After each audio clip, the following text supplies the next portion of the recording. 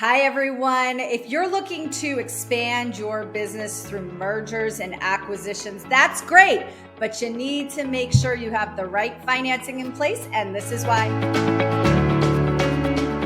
Hi, I'm Jillian Sidoti. And I'm Nate Dodson, and today we're going to take a little bit of a deeper dive into growing your business through acquiring other businesses, kind of what the process is, the legalese, the financing considerations, and just dive a little deeper as we started the week before. Jillian, just to kind of remind everybody where we're at, if I'm trying to grow my business, why am I targeting an acquisition? Oftentimes, somebody's already built something out, right? So you don't have to start from scratch. They already have the systems in place. They already have the client list, things like that. And really what you're looking for is, businesses that are either exactly the same, you're going to acquire your competition, or businesses that complement your current business. There's some businesses that are obviously toxic, not acquirable, etc. Even some of those businesses that might be toxic, they might have some assets that are worth acquiring, so you don't have to start a whole new business from scratch. And to jump off on that, we talked all about, actually when I acquired your law firm and kind of the benefits of that with the synergy between the practices, growth of the client base, and really bringing all the systems together to continue to scale. Then we also had another example of an acquisition that I didn't pursue when the law firm actually didn't have much in the way of systems, really the way that it automated. It just had a great client list that at the end of the day just really didn't make sense or benefit moving forward. But I'd like to talk a little bit about how it could have made sense. Okay. I'd actually like to hear bring that. up something that you talk about. It's something that really I know that that we need to focus on, which is if you're selling your business, how can it be structured so it also makes sense to you if you have an expectation that you're just going to get this massive check right off into the sunset. And the reality is that's not really the way it works. So talk a little bit about seller financing, the process of it, and then really how it can be structured where it's mutually beneficial both to the sellers and to the companies that are buying and growing. Okay, so first maybe you can just kind of describe what seller financing. Go for it. Yeah, seller financing is exactly what it sounds like. The seller is providing some kind of financing. Like, in other words, they're agreeing to take payments instead of all the cash up front. And this is really, to me, important, especially in service-based businesses that were, entirely founder focused. I felt like I had been working the firm towards a less founder focused firm for the last several years prior to selling the firm to you, where I was trying to take myself out of the role of being like the most important person in the business. However, that's not a super easy thing to do. If you build a business around you, your personality, around, what your values are for customer service, it's hard to let a potential client know, hey, that this is what's happening and this is how you're going to be affected. They don't want to hear that. They're not interested in that. So I knew before I even sold that there was going to be that kind of transition. Like, I had been doing all the public speaking for the firm, and I did a lot of the customer service, because the reality is that if you're a lawyer, a competent lawyer who understands securities law, you can run a securities law firm. I'm not a shiny unicorn. You don't need me. But if you build that image up in the minds of the client where they think you're the best and you're super special, and you start to believe some of your own BS, which I tried really hard not to, you have to be able to understand that is something you've got to take care of for your buyer going forward, the buyer being you. And I had to make sure that there was a transition of comfort for not just the client, but for Nate as well, for Nate and his team as well. So they didn't feel like they were buying something they could never use because it all depended so highly on me. And I think the seller financing definitely helped with that, because I knew that if you weren't going to be successful, you were going to stop paying me, right? What was owed. So that's why it's really important. Well, let me summarize. Yeah. Let me summarize a little bit of what I'm hearing you say, and I agree with it entirely. But if you're looking to sell your business, the first step is to systematize it to the extent that it's not just a business of your personality, Right. especially if it's a service-based industry, which is very difficult to transfer. So that's a big step one. Step two is, if you can, again, it's a difficult acquisition on the buy side. It's your personality and your baby on the sell side. There has to be an amount of give and take and expectation that it's going to be a time period to transition the clients, transition the business, the employees, and everything else. So again, it's not just here's a big check right off into the distance. And I'd like to bring up a little bit of how I've seen that kind of structured a lot more recently. But then the third thing that I hear you bring up is really to be able to do the carryback seller financing, which is unbelievably important. I see it as part of the structuring issue, but to a large extent, if you were just expecting a big check and that's it, and we were all going to play nice in the sandbox, it probably wouldn't have closed, because that's a tall order to do. When in the alternative, I feel like the way that we worked it out with ongoing payments to pay you off for a long time, initially kind of tied to how well the transition goes, how well the acquisition goes. And then ultimately, it just made sense to continue it and set it. And I feel like we worked out our seller financing better than most did or can. And I think that is one of the major drivers of why it ended up working out with us. Yeah. Oh, absolutely. And the other acquisitions that have been available, or I've had other lawyers call me and say, hey, I want to sell my firm now. How can I sell my firm without, selling it to the wrong person and having it driven into the ground? And one of the things we did for a long time is I had availability of taking the assets back if I needed to. And then there became a certain point in time where that became ridiculous. I didn't need to do that anymore. So I don't have any kind of stronghold on certain assets anymore, like domains, for example. That was actually intentional, not intentional. I held on to like domain names for a super long time, so that kind of secured my interest going forward in the event that Nate stopped paying me. Also, I had access to other assets as well, so that in the event that Nate stopped paying me, I could grab all those back. But of course, I never needed to do that. And so I would tell you, if you're a seller and you're afraid of these things, that's a great way to kind of secure your interest. And then you could also file a UCC1 filing against certain assets as well, because that's the big concern for the seller is, well, how am I going to protect my interest? How do I know you're not going to drive your business into the ground? And I actually, for a long time, had an employee who that very thing happened to. He sold his business on terms. The purchaser drove the business into the ground, and he had no way of getting the business back. It was done. It was finito. They bankrupted it. And then after they bankrupted it, of course, no more payments came to him. And that really put him in a very precarious situation. So those are the risks with doing seller financing. And to jump off on that actually brings up a whole different perspective on the acquisitions. If you're doing the seller finance, if you have an ongoing relationship with your business, that the seller also needs to do their due diligence on who the actual buyer is. And are they competent? Do they have the background and the ability to run your business in the way or better than how you've done it in the past too? Right. So that's a huge component that people don't think about. And that was the other thing too. I had other people who were interested in buying the business, and I didn't even give them the time of day, because I mean, it wasn't even a conversation.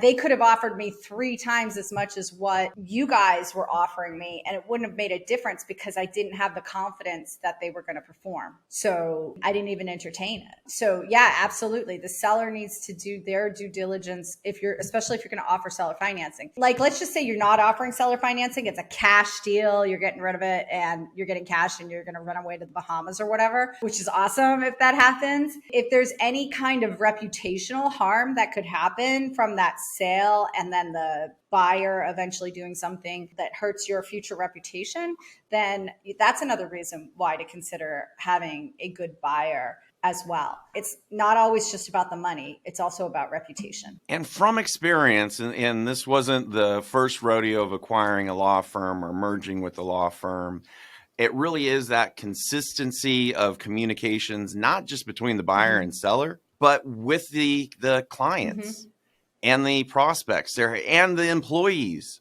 There just has to be this smooth continuation. Otherwise, people start to freak out. Yeah. It doesn't matter if it's somebody that's worried about their job or clients thinking, am I actually going to get the service or the product how I'm used to and how I expect? So I think it really comes down to a continuing relationship for a transition of that over what can be a year's time period. I'm glad that we didn't take years, but I've seen it happen that way. No, and that was a huge thing. I remember very early on, I would call up clients and say, hey, this is what's happening now. And they would say, okay, can you just be on these first couple of conference calls? And I would have to like literally go to conference calls and just sit there and be quiet to give them peace of mind that everything was going to be okay. And same with the employees, right? I came to a bunch of meetings in the beginning and then I just slowly stopped appearing. And that's when the employees got very comfortable with saying, I used to work for Jillian. You know, at first it was nerve-wracking because some of the employees, I had known not just for years, but I knew because our kids were friends.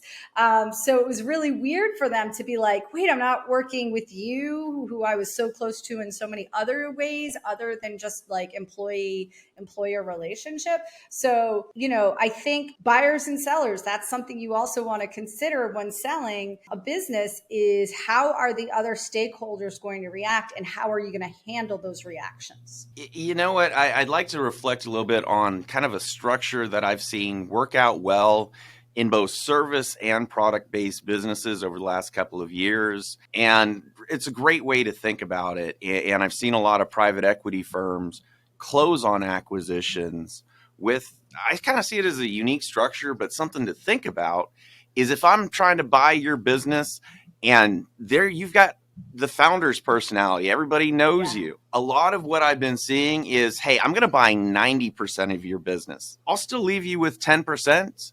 I want you to continue working for the business for a 1-year time period at this great compensation level.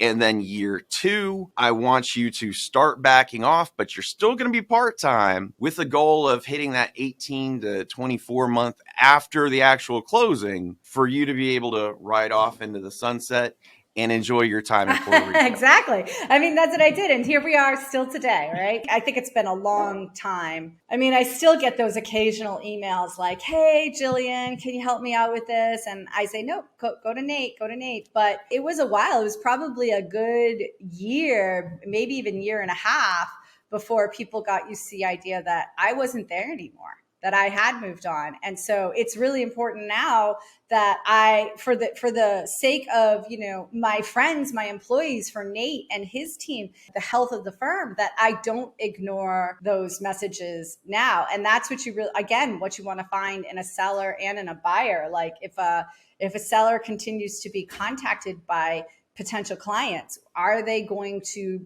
be responsive and send them to you?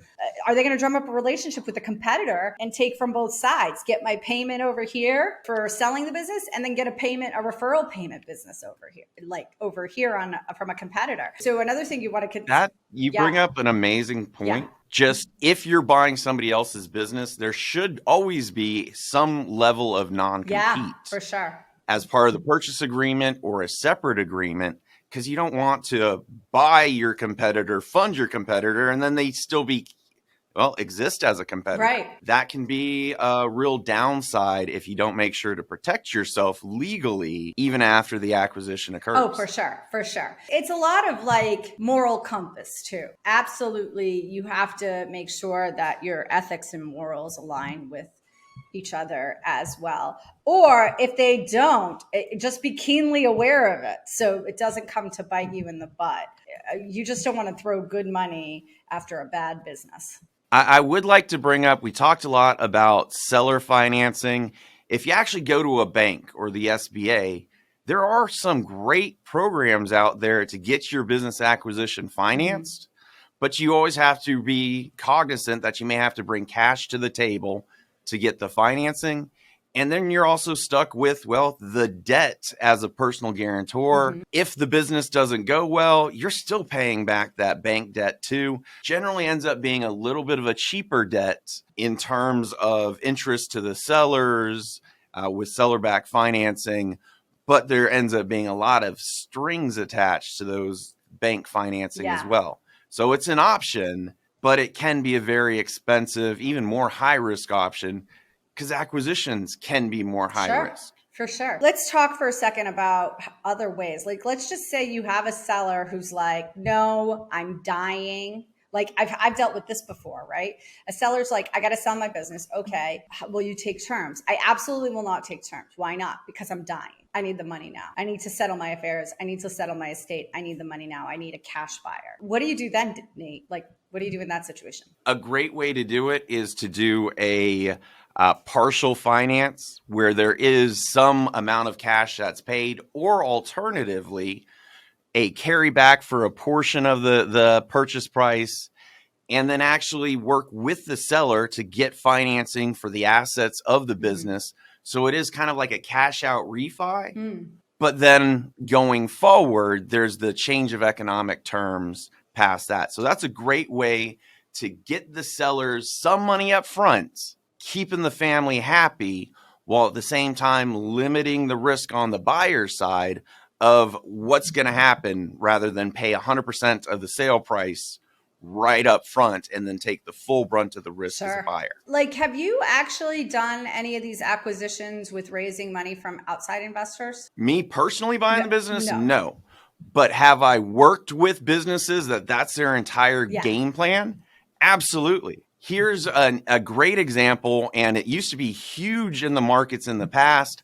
I think it's going to start coming back, start seeing a lot more marketing towards this, is building roll-up opportunities or conglomerates where you set up a fund and the entire fund's purpose is to acquire other business interests. And as long as you're buying a majority, or you're structured where you can roll everything up to that one fund whenever you hit certain thresholds, it's an amazing way to really go from a no revenue startup fund, raise some capital, and build your multi-million-dollar cash flowing business simply through these acquisitions. And absolutely love to see how these have been working out. I've got a client right now. Long-term goal is to put together $50 million in EBITDA income and then go public. Wow. And he's already started with a couple of acquisitions, and he's done them all, seller financing. He's getting ownership of those businesses. He put it into a fund. He's now selling pieces of that business, not just for the acquisition, but for the future acquisitions as well. He's selling to the investors not just a dream, but an actual participation in a great cash flowing business, with the goal of continuing to do that up to hitting that 50 million EBITDA, earnings before interest and taxes level, and then just going public and taking his $500 million and saying goodbye. That's awesome. That's so great. Wow. What kind of businesses is he acquiring? His is very focused on home repair, construction. So he's acquiring HVAC, plumbing, contractors, roofers. And so he's choosing a market, and now he's looking for cash flowing acquisition targets. And he's doing exactly what we're talking about, bringing a little bit of money to the table, but it's generally seller financing that's allowing him to pick it up. But actually having that skin in the game and capital actually makes the acquisitions that much easier to find and to close. So he's now on his next step of, let's start a fund, roll in the business I've already acquired, and now continue to acquire new businesses. But it's a lot easier if you are working with private investors to have a business that you're capitalizing versus selling the dream. This is what we hope to accomplish and hope to find. So there was method to the madness. And so we kind of started working with them day one. Here's the dream. And now we're at stage 3. Let's bring in the capital for more acquisitions. That's awesome. So it goes beyond seller financing. It goes beyond just cash. There's all kinds of ways to get this done. But you don't have to necessarily use debt, like traditional bank debt. And the traditional bank debt, when it comes to business acquisitions, is really one of the toughest ways to finance. And it really comes down to, well, are there assets? So many businesses don't have a lot of assets. When I acquired crowdfunding lawyers, the assets were the names and some technology that anybody could go out and buy. That was it. There weren't a whole bunch of computers. There weren't vehicles. There weren't machinery. Sometimes if you're acquiring a business that has those assets, it's easier to get that bank financing because there's the intrinsic value of the assets versus the goodwill of what's the business been doing. Yeah. So that actually makes it quite a bit more difficult to get traditional bank financing, where equity investors see the light, see the plan, and understand. And with the seller carryback, they already know and understand the value of their business. They're the ones that built it. That makes a lot of sense. So how do you value, and maybe you don't know this question, the answer to this question,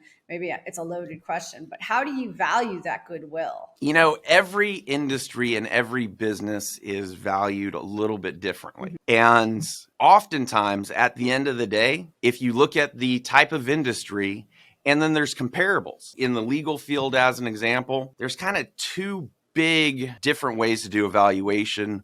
One is a multiple on revenue, which is more so used, and it's like 1 to 1.5 times revenue, but that's more so used for these smaller firms, you know, the solo entrepreneurs, the solo practitioners. Once you have more of a firm with a team with multiple attorneys, it's not just about the revenue because you just can't cut it all out. Then we start paying attention to what's the net income or what's the earnings before interest and taxes. Yeah. And there's generally a much higher multiple. So like of revenue, it may be 1 times or 1.5 times revenue. But if it's a bigger company, that's too high of a value because you have all the expenses going along with it.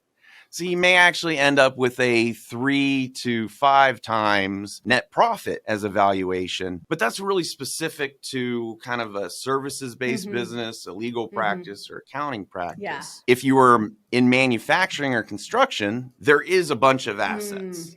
And so you have to take that into account along with the revenues. And then just kind of the difference between the hard assets and what you're paying tends to be the goodwill, because it doesn't make sense any other way but to consider it that goodwill. But you always have either a multiple on the revenues or a multiple on the net profits. Really ends up being that driving factor. This is a lot of information for people to swallow, to gather, to put together in their minds. So what would you say if you gave like 3 steps of what to do next? What would those be? All right, 3 steps to your own acquisition. Step 1 is to figure out what makes sense for your business in terms of a target and your growth. Step 2 is you got to find that business and have a willing seller. Step 3 is figuring out if it's a good deal and how you're going to pay for it. So that's where that due diligence and financing comes into play. The legal contract with the sellers is generally a purchase agreement, but you also deal with if there's going to be seller-backed financing, if there's going to be continuing interest or services, or a non-compete. All that comes in with the step 2 with the purchase agreements. And then, of course, finding what makes the most sense for your business, having that long-term goal of where you want to be in the next 12, 18, 36 months. That's really super straightforward. That's awesome. So who's going to go out there and acquire some properties? If you have some businesses you're going to acquire to expand your business, maybe they are properties. I don't know. You might be buying like an entire building with a gym inside or something, right? It could be a property. You could be getting real estate while you're acquiring these businesses, which is a great bonus. So if you're going to go out there and acquire some businesses, let us know in the comments below. Let us know what you're acquiring, and maybe we'll keep an eye out for you and let you know if we find anything juicy. Pass it on to you. Nate, any final words? We're always here to help. You know what? It's an amazing market out there that new opportunities are coming online constantly, but it's on you to do the work to find those diamonds in the rough as well and make all your business dreams come true. I'm Jillian Sidoti. And I'm Nate Dodson, and this is why.